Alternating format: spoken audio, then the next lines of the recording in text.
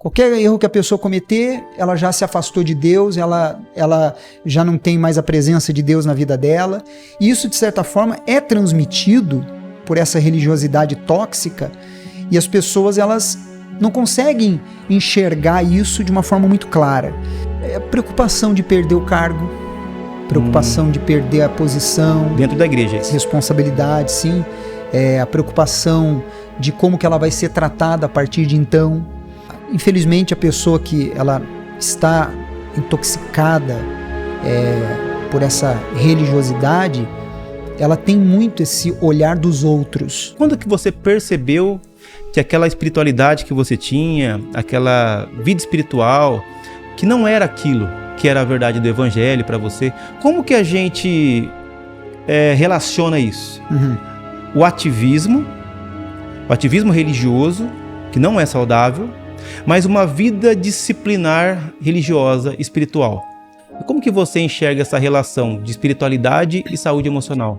Eu vejo que muitas pessoas, e eu convivi com isso de perto, exatamente por viverem dessa forma, enclausurados em uma religiosidade tóxica, transpareciam no semblante a tristeza, aquele olhar, sabe, distante, parecendo até que realmente a pessoa estava até dopada, um sorriso amarelo, aquela pessoa assim realmente apagada, se sentindo esgotada fisicamente por tudo aquilo que ela vinha recebendo mentalmente.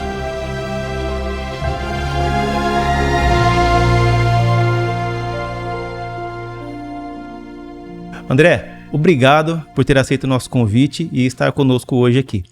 Eu já quero começar a nossa conversa com um assunto que eu sei que é um tanto quanto delicado, mas é muito importante para quem, né, vai nos acompanhar daqui por diante. Está muito em alta o pessoal falar hoje sobre religiosidade tóxica. Só que nem todo mundo consegue identificar quando ele está vivendo uma religiosidade que é tóxica. Como identificar os fatores assim, que fazem com que ele esteja vivendo uma religiosidade tóxica. Baseado na sua experiência, no que você já viveu, conhece, estuda, como alguém pode identificar isso? Como ela pode identificar que ela está vivendo num sistema de religiosidade tóxica? É um assunto muito polêmico, mas muito presente, atual. Aliás, eu digo que, na verdade, é atual desde as antigas épocas do Senhor Jesus, né? Porque ele falou sobre isso quando falava sobre os fariseus, né? Sim. E hoje em dia isso é uma coisa muito comum, mas as pessoas elas têm uma dificuldade em detectar isso exatamente pelo que elas recebem. Então, dentro de um ambiente religioso, um ambiente de uma igreja, muitos vivem o medo em vez do amor. Sim.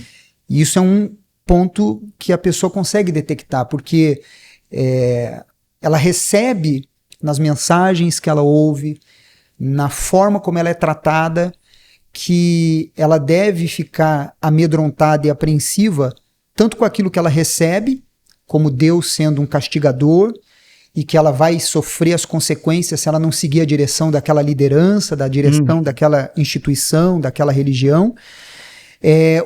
A performance, em vez de um relacionamento, ou seja, as pessoas hoje em dia elas estão muito dentro das igrejas preocupadas em fazer. Sim. Estar envolvidas em muita atividade, acreditando que essa muita atividade vai produzir o relacionamento dela com Deus. E isso começa a sufocar e a pessoa se torna, de certa forma, uma pessoa muito pesada, tanto emocionalmente como mentalmente, espiritualmente. A culpa constante em vez da graça de Deus. Por que a culpa constante? Porque é aquela ideia de que qualquer erro que a pessoa cometer, ela tem que se batizar de novo, um exemplo. Ah, certo. Qualquer erro que a pessoa cometer, ela já se afastou de Deus, ela já não tem mais a presença de Deus na vida dela. E isso, de certa forma, é transmitido por essa religiosidade tóxica, e as pessoas elas não conseguem enxergar isso de uma forma muito clara. E a aparência externa em vez de uma transformação interna, ou seja, aquela ideia de eu tenho que transparecer para as pessoas que eu estou bem, porque eu ouvi isso do meu líder, eu ouvi isso do meu pastor, eu ouvi isso da pessoa da onde eu congrego, e muitas vezes a pessoa por dentro ela não está como ela tem transparecido do lado de fora. Então isso, de certa forma, realmente são algumas características de uma pessoa que está vivendo dentro de uma religiosidade tóxica. Tá, você falou aqui, eu fui anotando. Uhum. Então, o medo, a culpa, os erros que a pessoa comete e uma espécie de vida, como eu posso dizer, encenada. Uhum. Porque dentro dela há uma vida, há dores, sentimentos, angústias, frustrações, N outras coisas. Porém, isso de alguma maneira não pode transparecer para os de fora, porque senão, para alguns lugares você está vivendo no erro, você está em pecado, porque se não estivesse, não estaria vivendo assim. Uhum. Então, você diria que, de alguma maneira, essa religiosidade tóxica, ela tem como marca o medo, a culpa, uma vida não verdadeira? Você vê, por exemplo, as pessoas, elas, hoje em dia, tirando pelas redes sociais, de certa forma, é um paralelo real, porque a pessoa tira uma foto, faz um vídeo e coloca na rede social, demonstrando que tá tudo bem. Uhum. Só que aquela foto, aquele vídeo durou alguns minutos para ele ser postado. E as 24 horas que ela tem vivido. A mesma coisa se dá com respeito ao ambiente religioso, o ambiente dentro de uma igreja. A pessoa ali, naquele ambiente, naquele local, quanto tempo ela está? Meia hora, 1h30, 2 horas? E as outras 20, 22 horas. Então, o que vale mais? Ela querer encenar onde ela está ou ela realmente mostrar, sem capa alguma, quem ela é, o que ela vive, o que ela sente? E quando a pessoa vive uma religiosidade tóxica, ela tem essa dificuldade, porque ela tem muita preocupação do que os outros vão pensar dela, que os outros vão achar dela com respeito a Deus, porque a pessoa ela fica preocupada de que os outros vão julgá-la com respeito a Deus. Então, o que as pessoas dizem, na verdade, é o que Deus está dizendo. E não é bem assim, né? Eu ia te perguntar isso. Por que você acha que as pessoas fingem essa vida? Por que elas têm dentro delas a vida interna, como usando esse termo, né, que é cheia de ambiguidades, e no exterior, né, o que ela demonstra não pode ser a mesma coisa do que ela sente de fato? É a preocupação de perder o cargo, preocupação de perder a posição. Dentro da igreja, isso. Responsabilidade, sim. A preocupação de como que ela vai ser tratada a partir de então. Infelizmente, a pessoa que ela está intoxicada por essa religiosidade, ela tem muito esse olhar dos outros. Ah, legal. Então, a pessoa ela não pensa com respeito ao que Deus acha dela, na verdade. Ela pensa o que o pastor vai pensar dela, o que o diácono vai pensar dela, o que o obreiro vai pensar dela, o que o presbítero vai pensar dela, o que as pessoas ali daquele grupo que ela faz parte, do dia a dia que ela participa, vão falar dela. E isso, na verdade, é uma ferida, né? Porque Sim. a pessoa ela busca se retrair e, no final das contas, ela fica completamente machucada, sufocada, doente, e é difícil uma pessoa ela enxergar isso, porque não é levado para ela que ela precisa agir com naturalidade, né? Uhum. Então, fora o medo e a culpa, uma religiosidade tóxica, ela promove a hipocrisia. Uhum. Jesus falava muito sobre isso, né? Os hipócritas. E a ideia, né, caso alguém que nos assiste não saiba, mas hipocrisia, a ideia é daquelas máscaras que eram usadas em festas, né? Então, o hipócrita era aquele que usava máscara para esconder quem ele era de verdade. E Jesus já condena isso desde sua época, né? Ai de vós, hipócritas, escribas, fariseus, tal. E ele faz várias críticas, né? E você viveu nessa religiosidade tóxica por um período da sua vida, não é? Na verdade, foi um grande período. Foram cerca de quase 30 anos. Havia sinceridade e um desejo de ajudar as pessoas e também essa dedicação, mas ao mesmo tempo aquela preocupação de que tinha que se viver como a liderança da instituição determinava, preocupação de que como que vai se pensar a respeito se falar algo que vai contra ou tomar uma atitude e como que vai ser julgado com respeito a essa atitude. E realmente, de certa forma, viver de forma tóxica, porque não é uma liberdade, né, espiritual. Você vive apreensivo, né? De certa forma. E isso não é saudável absolutamente para ninguém, independente de estar numa posição religiosa ou ser uma pessoa simplesmente fazendo parte de uma membresia.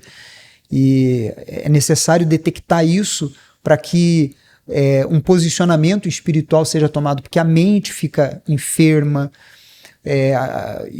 a pessoa adoece fisicamente. Sim. O emocional da pessoa fica completamente abalado. Então é preciso realmente um despertar para o quanto antes sair dessa bolha, dessa prisão que a pessoa muitas vezes não consegue enxergar que né? Sim. Interessante, você colocou aí que havia sinceridade e agora no final você falou sobre a pessoa não enxergar onde ela está. E quando eu costumo falar para outras pessoas sobre alguns movimentos que a gente poderia considerar como tóxicos mesmo, eu costumo dizer assim, que há uma parcela de líderes e pessoas ali dentro que infelizmente são mesmo mal intencionadas. Sim. Elas sabem que aquilo não é o certo, elas sabem que aquilo promove mais o terror e o medo do que a verdade, porém elas decidiram viver essa vida.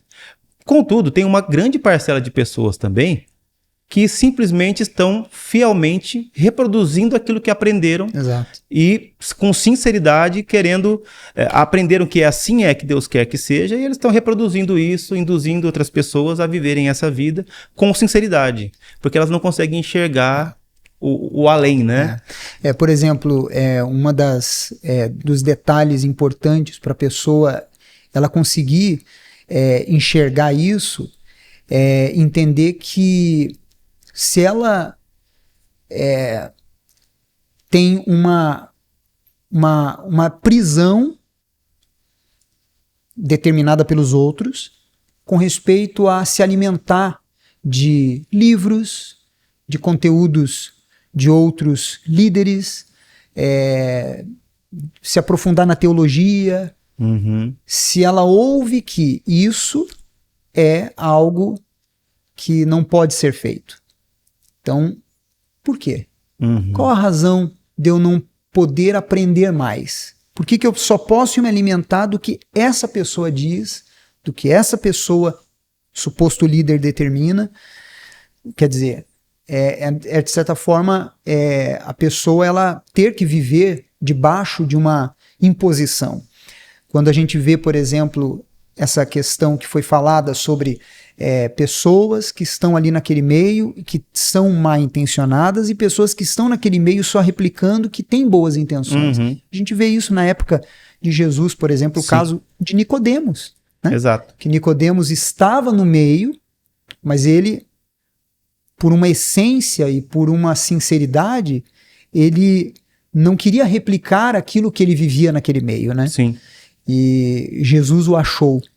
E eu acho que isso é realmente glorioso, porque Jesus ele encontra, né? Jesus ele vai realmente em busca daqueles que estão com esse desejo despertado de eu não quero viver isso, eu quero realmente viver o evangelho puro e simples, eu quero viver o evangelho claro, evidente, eu não quero viver imposições, eu não quero viver determinações, eu não quero viver o que os outros dizem ou pensam ou falam, ideologias humanas, eu quero viver aquilo que exala realmente do evangelho, né?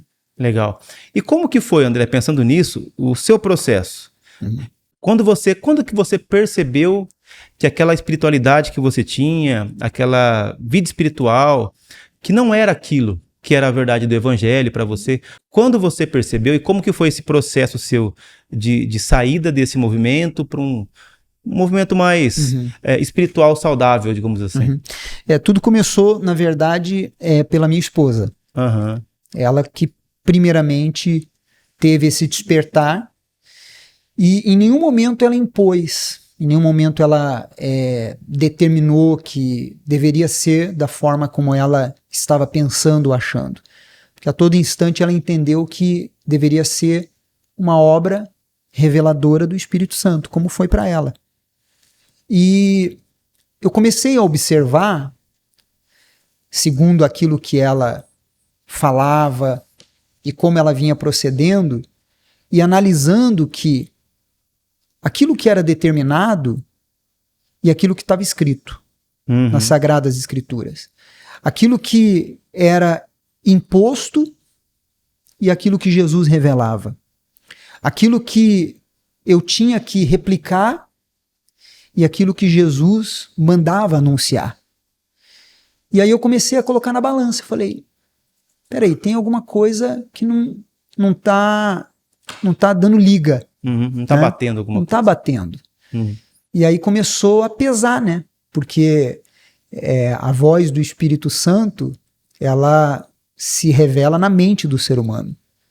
É na mente do ser humano que ele mostra realmente, claramente, aquilo que é e aquilo que não é, aquilo que é certo, aquilo que é errado, aquilo que deve e aquilo que não deve. E aí foi aí que despertou. Realmente que uma decisão precisava ser tomada, que eu não poderia mais continuar replicando e tomando atitudes e fazendo aquilo que era determinado, pedido, imposto.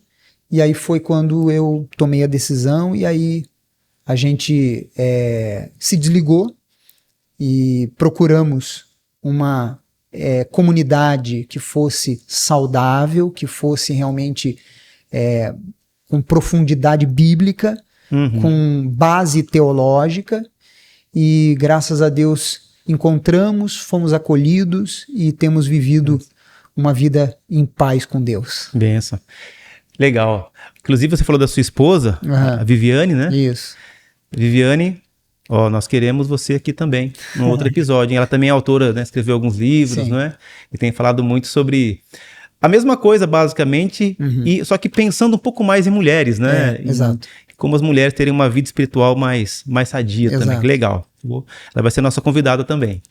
Ô André, você falou sobre esse processo. E se você pensar assim, o que mudou na prática, na sua vida espiritual, na sua espiritualidade? Pensando que o nosso bate-papo aqui, ele está voltado mais para essa espiritualidade do viver mais leve, mais frutífera. Como que você percebe a mudança de quando você vivia naquela espiritualidade mais pesada, mais tóxica, e hoje, para essa vida sua mais centrada mesmo na figura de Jesus e mais leve? Como que você percebe a dinâmica da sua vida espiritual? Acho que o primeiro ponto é a mente, os pensamentos. Que hoje em dia não há aquela necessidade de aprovação dos outros. Importante. Que a mente ela não está poluída com determinações e com imposições que, de alguma forma, feriam os princípios que eu carregava. Então, hoje já não tem mais isso. A questão da não necessidade de obrigações. Que o evangelho, que a vida com Deus é algo que se vive como um relacionamento. Legal. E não que eu preciso fazer isso para ter isso, eu preciso fazer isso para ter aquilo outro. Se eu não fizer isso, então não vai acontecer isso ou eu vou sofrer com isso. Hoje em dia não. Hoje em dia a gente sabe que é relacionamento, não é determinações.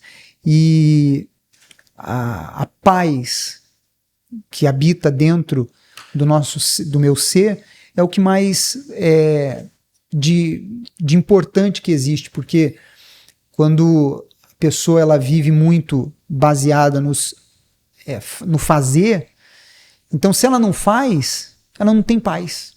Ela fala, tá faltando alguma coisa.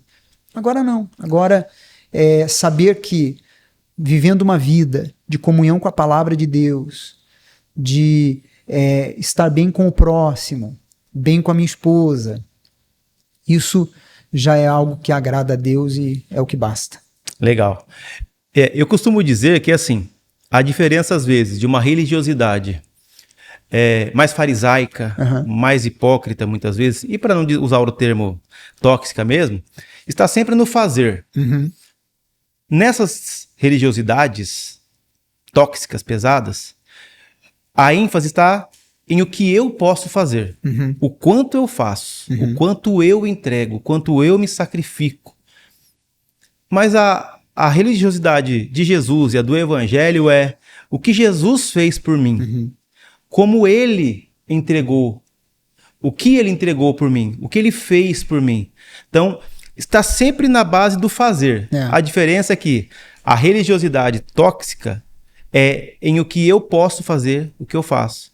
E o Evangelho é em o que Jesus fez por mim. É interessante isso porque é para onde está direcionado o holofote, né? Exato. Se o holofote está direcionado para mim, então é realmente a religiosidade que intoxica. E quando se entende que o holofote não é em mim, é nele, então o que na verdade eu vou receber é a sombra dele. Quer dizer, se é a sombra dele é porque o holofote está nele, né? Então eu só estou atrás dele, né? E isso é muito difícil de quem está vivendo uma religiosidade tóxica ou que transmite a religiosidade tóxica. É muito difícil entender essa questão, porque a pessoa ela fica com os cabelos em pé, ela pensa assim, mas como que eu não vou fazer a minha parte? Mas como que eu não vou conquistar, adquirir a salvação, como se a salvação fosse comprada ou adquirida, né? Acha-se um absurdo pensar que basta eu ter a consciência do que Jesus fez. A pessoa, ela não consegue entender isso realmente porque é uma revelação que vem de Deus. Não é uma coisa que um consegue convencer o outro, né? Sim. É bem essa ideia, né, de que é um convencimento que vem do Espírito sobre a pessoa, não é? Porque a gente sempre quer pagar pelas coisas. Sim. Nós vivemos num mundo em que tudo que nós fazemos... Moedas de troca, né? Tudo que nós fazemos é pago. Nós não adquirimos nada que não seja pago. Tudo que nós vamos fazer, desfrutar, nós não desfrutamos de nada que alguém não esteja pagando. Então, consequentemente, a gente pensa, poxa, se para eu obter, desfrutar do favor de Deus, alguma coisa eu tenho que pagar. Eu tenho que sacrificar algo para encontrar isso, né? E, na verdade, o Evangelho nos mostra um caminho totalmente oposto, né? Nós desfrutamos do que Cristo fez, pagou, entregou por nós, né? Mas é claro que isso também não é, como alguns autores já disseram, né, uma graça barata. Porque ela custou muito a Deus, a Jesus, não é? Que não dá legalidade ou liberalidade para viver uma vida de pecado. Desregrada, né? Então, por exemplo, quando você vivia nessa espiritualidade mais pesada, você falou muito sobre uma espécie de ativismo, do que se tem que fazer. Mas a vida cristã, ela tem demandas também. Alguns gostam de chamar, como eu, de disciplinas espirituais, por exemplo. Como que a gente relaciona isso? O ativismo religioso, que não é saudável, mas uma vida disciplinar religiosa, espiritual. Como que a gente faz essa relação? Eu vejo da seguinte maneira, por exemplo, quando uma pessoa ela entende que ela está vivendo algo que precisa mudar, então já foi dado aí um grande passo. Existem alguns pontos, por exemplo, que são pontos de partida para que a pessoa ela consiga separar esse ativismo da comunhão. Verdadeira comunhão separada de ativismo. A pessoa ela ter consciência de que ela precisa ouvir e não Deus ouvi-la. Esse é o primeiro ponto. Que as pessoas, elas, quando vivem num ativismo religioso, como foi dito, né, que produz essa intoxicação, ela quer que Deus ouça. Deus ouve, Deus tem que me ouvir, Deus tem que me ouvir. E, na verdade, quando se tem comunhão, é a pessoa ouvir a Deus. Sim. Ela orar para ouvir. E não apenas pedir. Pensando o seguinte, e aí entram-se os versículos soltos, né? Sim. Tudo que pedirdes em oração, crendo recebereis. Que se usa muito, né? Os versículos soltos, né? Pedi e dar-se-vos-á, e outros mais. Uma coisa que é muito difícil para quem vive nesse ativismo é estar em silêncio. Deus sempre fala no silêncio, porque ele fala na mente do ser humano. E a pessoa que vive nesse ativismo, ela tem aquela ideia de que Deus vai falar com ela, e Deus vai ser com ela, e Deus vai estar com ela estando na atividade. Então, ouvindo isso, às vezes a pessoa pode achar que isso é uma coisa muito difícil, mas é como aquela pessoa, por exemplo, que ela é viciada. O viciado é dia após dia, para ele se desintoxicar daqueles vícios. Sim. E também toda essa prisão que a pessoa pode estar vivendo é exatamente da mesma maneira. É dia após dia. E ter a consciência de que ela tem que priorizar a essência e não a aparência. A essência. Essa essência ela vai construir exatamente se aprofundando na palavra, se aprofundando, não sendo uma pessoa rasa, não sendo uma pessoa que, porque o pastor disse. Não. Se aprofundando ali em comunhão, em relacionamento com as escrituras. Ela vai conseguir, então, fazer essa separação para ela viver um relacionamento saudável com Deus. Legal. Dentro disso, eu gosto muito de um tema que são as disciplinas espirituais. Onde que elas entram aí nessa conversa? Como que as disciplinas espirituais elas podem se privilegiar, não sei se o termo seria esse, ou ajudar o cristão a viver uma vida mais plena espiritual? Por exemplo, jejum, oração. Quando a gente fala sobre essas disciplinas que extraímos da palavra de Deus, o jejum, a oração, o estudo, esses relacionamentos com a palavra de Deus, o estudo bíblico, estudar a teologia, isso é muito importante porque a pessoa aquele exemplo de um copo todo sujo, né?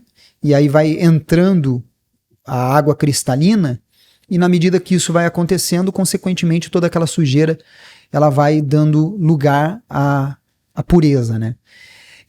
Então, uma vida de oração, e essa vida de oração é uma vida de oração que ela tem que ultrapassar as paredes da igreja. Não tem que ser aquele negócio de ali, dentro do culto, dentro daquele momento em que a pessoa está na igreja. Isso é muito difícil para a pessoa que vive uma vida de atividade. Então a pessoa ter consciência, ter uma vida de oração. Vida de oração não é a pessoa estar horas e horas com o olho fechado. Sim. É a pessoa ela estar com os pensamentos dela ligados em Deus. O jejum, ele é muito importante porque o jejum ele dá um alinhamento espiritual. O que é jejum? Muitos pensam que jejum é a pessoa ficar sem comer. Isso é dieta, isso é regime. Jejum é concentração. Então, por exemplo, não adianta a pessoa, por exemplo, ficar, eu vou ficar tantas horas sem comer, dizendo que está em jejum, mas está ali assistindo série, jogando bola, jogando videogame, quer dizer, não está havendo concentração. Aquele momento é um momento de conexão dela com Deus, dela poder receber mais ao se aprofundar na palavra. E ter consciência de que é uma coisa que é muito difícil para a pessoa que está correndo ali naquela atividade, mas é a realidade. A simplicidade que vira liberdade. Ou seja, é viver uma vida simples entre ela e Deus, sem se preocupar com o que os outros acham ou pensam, para que ela possa, então, com um mergulho na palavra de Deus, conhecendo cada vez mais o que os teólogos, o que a profundidade da palavra de Deus pode trazer para ela, para que ela tenha relacionamento com a palavra, e não o relacionamento de alguém que leva ela à palavra. É um relacionamento dela com a palavra. Legal. Teve uma hora, alguns minutos atrás, você falou sobre como a espiritualidade pesada, tóxica, ela traz malefícios pro emocional, para a mente, não é? E isso é uma realidade, assim. Eu, além de ministro religioso, também sou psicanalista, né? E atendo várias pessoas. E claramente se percebe que o ser humano ele é um ser integral. Você não desassocia o emocional, vamos dizer assim, de uma espiritualidade e de um corpo mesmo, físico, da biologia da pessoa. Quando uma dessas áreas ela é afetada, consequentemente, as outras vão se afetar junto. Se o meu emocional está abalado, o meu corpo vai sentir isso. A minha espiritualidade ela também vai se sentir enfraquecida. Da mesma maneira, se a minha espiritualidade ela está vamos dizer assim, num ambiente carregado, pesado, tóxico, se ela não está conseguindo se desenvolver corretamente, se a minha espiritualidade ela está tóxica também, o meu corpo vai sentir, o meu emocional vai se abalar com isso, né?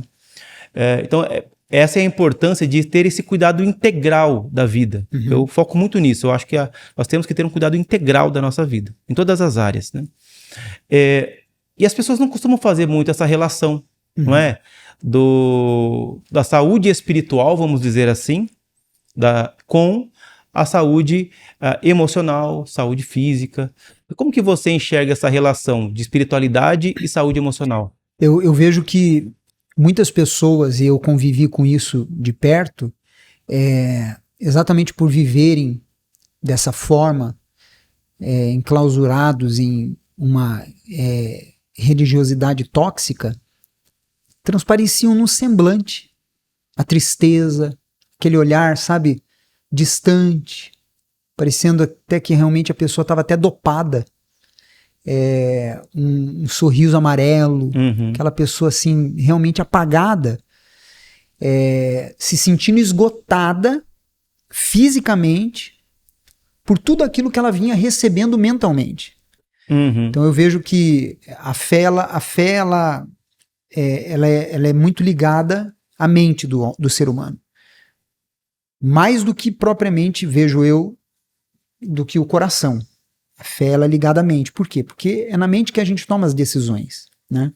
Então, se nós tomamos decisões erradas, ou porque fomos impulsionados pela dúvida, ou pelo medo, ou pelo receio, ou por uma raiva, que isso tudo é ligado ao coração. Agora, quando a pessoa ela tem uma fé saudável, a mente da pessoa, ela faz com que a pessoa tome decisões fortes e firmes e sempre pautadas na palavra de Deus. Então, quando eu vejo, por exemplo, essa questão da saúde, a pessoa estando doente fisicamente, e muitas vezes por consequência de como ela tem vivido a sua espiritualidade, realmente, porque transparece, na verdade, isso reflete, né? Sim. O que está se vivendo na sua vida espiritual, no seu mundo espiritual, transparece no corpo, no físico, pessoas depressivas, pessoas com tendência suicida, pessoas com complexos, pessoas com transtornos emocionais, de ansiedade, e a pessoa não consegue ligar que isso, de certa forma, está conectado à sua condição espiritual. Sim.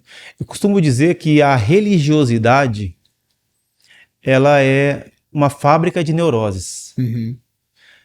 Porque, de fato, a fé requerida por Jesus, a fé cristã, ela é muito mais um encontro com Jesus é este encontro discipular, que você se encontra com Jesus, se torna seu discípulo e começa uma caminhada que transforma radicalmente a sua vida. Contudo, o que nos é apresentado muitas vezes hoje é uma religiosidade, e principalmente uma religiosidade dogmática, cheia de doutrinas que nunca foram requeridas por Jesus, e consequentemente isso vai produzindo uma série de problemas emocionais, né? Que a gente chama muito de neuroses, né?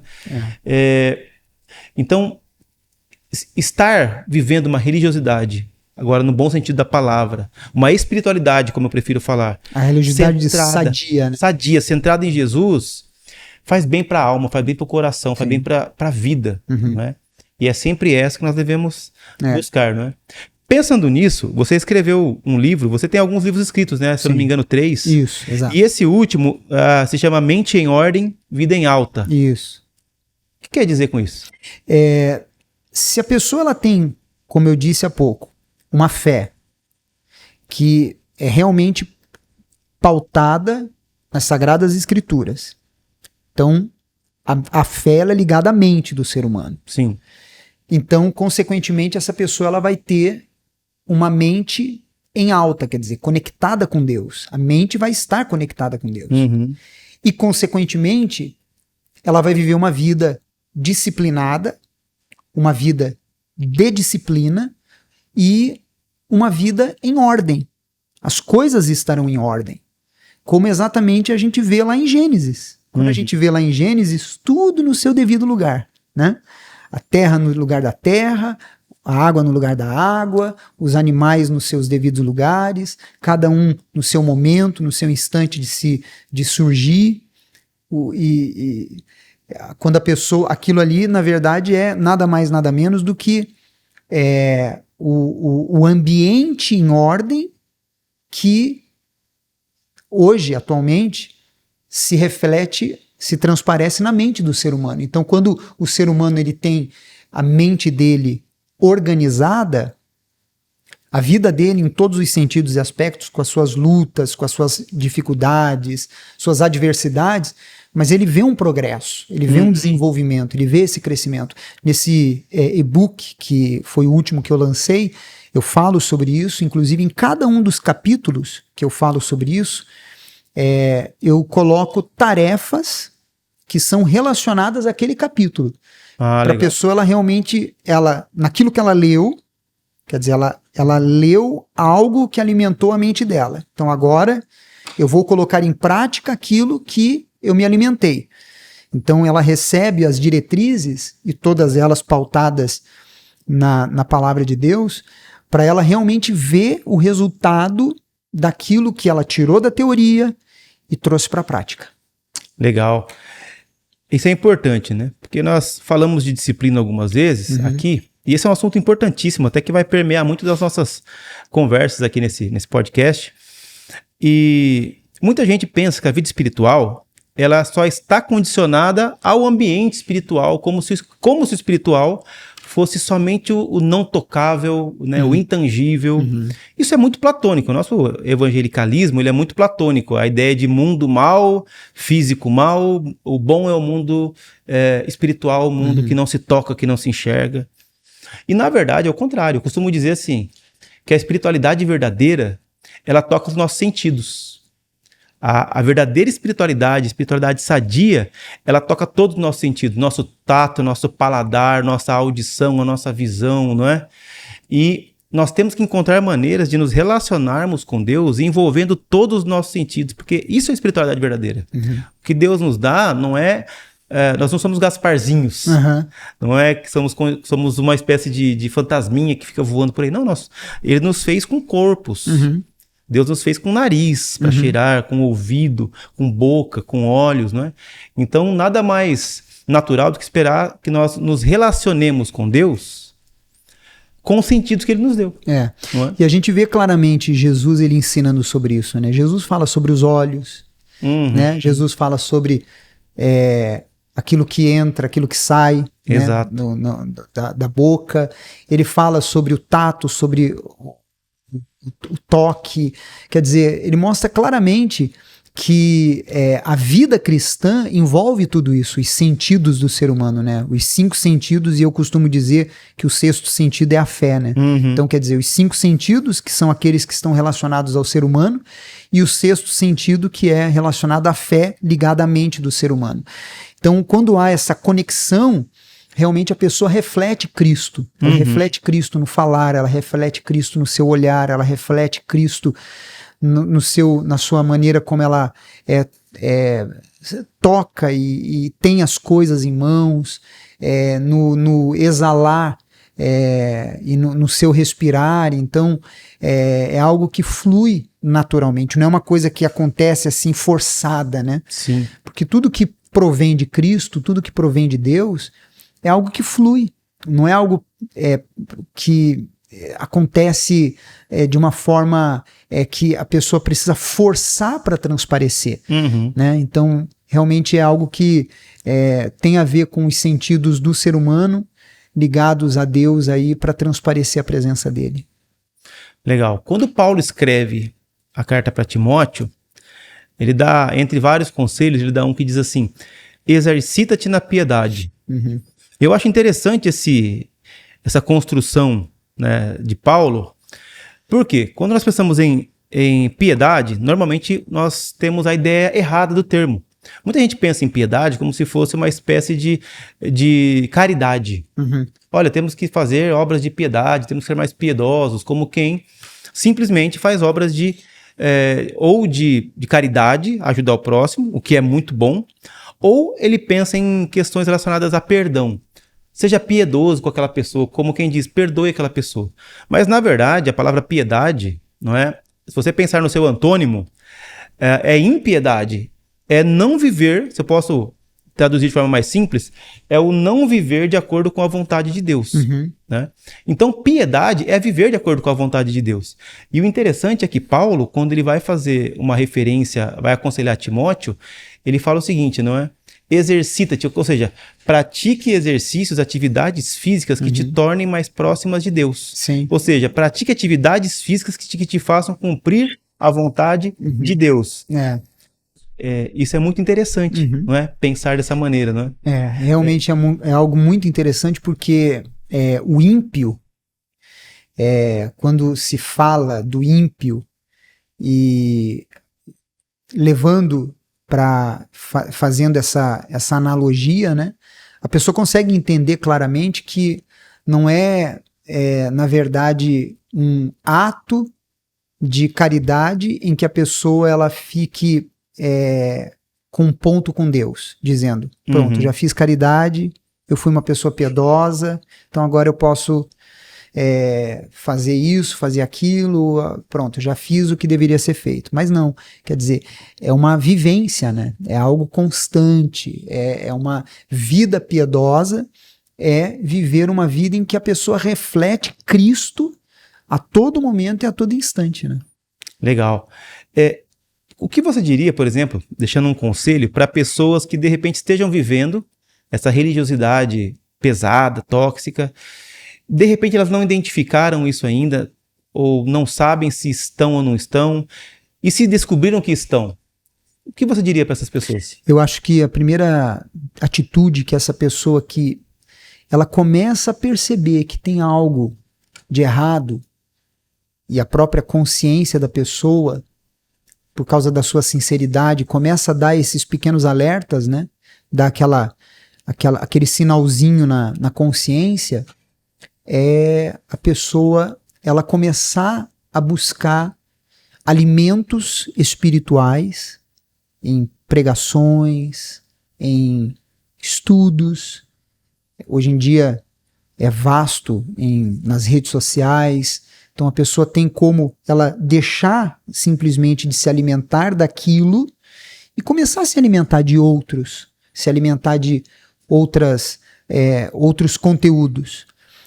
Isso vai fazer com que a pessoa comece a ter a capacidade de detectar aquilo que faz mal, mas que ela pensava que era para o bem, mas faz mal, e aquilo que realmente ela está precisando colocar em prática, em ação, para que realmente ela possa viver um evangelho leve, um evangelho, como Jesus disse, né? Que não traz julgo, não traz peso, não traz pressão. Então, eu acho que o primeiro passo é esse. É a pessoa começar a analisar o que ela ouve aqui, onde ela congrega, onde ela está, se ela tem percebido que ela tem vivido essa pressão, e outras pregações. Ela vai começar então a enxergar, e aí realmente ela vai ter a força necessária que o próprio Espírito Santo vai produzir dentro dela para ela tomar as decisões. E se sozinha ela não conseguir, buscar ajuda. Buscar ajuda com um psicanalista, buscar ajuda com um terapeuta, buscar ajuda com uma pessoa que seja de confiança dela. Ela tem muitos canais abertos em que ela pode buscar essa acessibilidade e ela vai conseguir, com certeza, tomar a decisão que vai levá-la a estar mais próxima de Jesus. Legal. Eu, vez ou outra, eu recebo a seguinte pergunta, né? Está na hora de eu mudar de igreja? Quando eu sei que eu devo mudar de igreja? Quando já deu o meu momento e eu preciso buscar novos ares, por exemplo. A resposta que eu costumo dar, muitas vezes, é quando você perder a alegria de congregar. Quando você vai para um lugar, por exemplo, e você já não sente alegria de ir para aquele lugar, de estar junto com aquelas pessoas, e principalmente relacionado ao que você vai ouvir e aprender, não é? Eu já não tenho mais alegria em ouvir os estudos, as mensagens, eu já não estou mais entregando o meu melhor naquele lugar, eu já não estou mais tendo comunhão, alegria e felicidade, paz em estar naquele lugar com aquelas pessoas. Eu costumo dizer que aí esse é o ponto de ruptura. Porque se você persiste, você começa então a espiritualmente morrer. Quando a pessoa, por exemplo, ela vai num determinado restaurante, e eu lembro que uma época quando eu morei em São Paulo, tinha um restaurante lá, isso por volta dos anos 2000, mais ou menos, e era um restaurante muito bom, gostosa a comida, e praticamente uma vez ao mês, às vezes 2 vezes ao mês, eu costumava ir lá. Só que daí passou um tempo e o ambiente começou a ficar diferente, sabe, jogado às traças, a comida já não era mais a mesma, eu percebi que já não estava mais me saciando e me atendendo, produzindo aquela experiência que eu gostaria de ter em ir num restaurante. O que eu fiz? Deixei de ir. Sim. Então, claramente, é aí que a pessoa consegue enxergar. Eu estou sendo alimentado? Está me alimentando ao ponto de eu ter, com esse alimento que eu estou recebendo aqui neste lugar, uma mente saudável, um coração saudável, e isso transparecendo no meu físico, ou eu estou me sentindo esgotado, com a mente pesada, com o meu coração em angústia. Fazendo isso, a pessoa vai conseguir enxergar exatamente se ela deve continuar ou se ela deve buscar algo e um lugar onde ela se sinta acolhida. Legal. André, caminhando agora para o nosso final, qual pergunta que eu não te fiz, mas você gostaria de comentar sobre? Eu vejo que a palavra que me despertou. Legal. Porque tudo parte da palavra. Tudo parte da palavra. E a palavra que me fez, depois de tudo isso que eu vivenciei, aquilo que a Viviane, minha esposa, vivenciou, e aí foi o meu despertar, né? Foi quando eu encontrei no livro de João, no capítulo 15, que fala sobre permanecer em Cristo. Legal. Uma coisa tão simples, mas que me fez enxergar e ver que tinha alguma coisa que precisava mudar, porque permanecer em Cristo é diferente de provar o valor para Cristo. Eu não tinha que provar o meu valor para Cristo todo dia. Eu tinha que permanecer em Cristo. Então, naquele momento, me fez enxergar que eu era... eu não era... O meu valor não estava naquilo que eu fazia. Mas o meu valor estava no que Jesus fez. Então, ali foi o ponto crucial para uma decisão. E eu penso que uma frase que, inclusive, eu coloco nesse e-book, nesse livro Mente em Ordem, Vida Alta, que é: espiritualidade saudável é quando a mente está alinhada com a verdade, o coração está rendido à graça e a vida está posicionada em propósito. Legal. Então, quando a pessoa entende que a mente renovada, o coração alinhado e a vida posicionada é o que conduz a uma fé madura e eficaz, ela vai ter a experiência que eu tive e vai viver com certeza uma vida com Deus de plenitude, com certeza. Legal. E se você pudesse deixar um recado então para quem nos ouve, pegando o gancho aí nessa fala? Eu digo para você que nos acompanha que quando a sua mente está alinhada com a verdade de Deus, não a verdade que os outros dizem de Deus, mas a verdade de Deus, a vida encontra direção, equilíbrio e crescimento. Isso com certeza é algo que vai fazer com que você realmente viva a plenitude do Evangelho na sua vida como nunca foi vivido até hoje. Legal. Quero deixar o meu também. Se a busca por uma vida espiritual, uma espiritualidade saudável, faz sentido para você, nos acompanhe nessa comunidade. Tenho certeza que vai enriquecer muito a sua vida. Participe nos comentários, já se inscreva nos nossos canais. Eu tenho certeza que será muito valioso para você e para nós também tê-lo conosco. André, quero te agradecer por essa conversa. Foi muito boa. Eu tenho certeza que vai despertar muito em muitas pessoas e quem sabe, Deus queira que seja o instrumento para que muita gente consiga se aproximar mais de Deus através de conversas como essa, como a nossa. Obrigado por ter aceito o nosso convite e logo estaremos de volta, hein? Amém. Obrigado, eu fico à disposição e é um prazer estar aqui para ajudar aqueles que estão necessitando. Obrigado, Deus abençoe. Amém.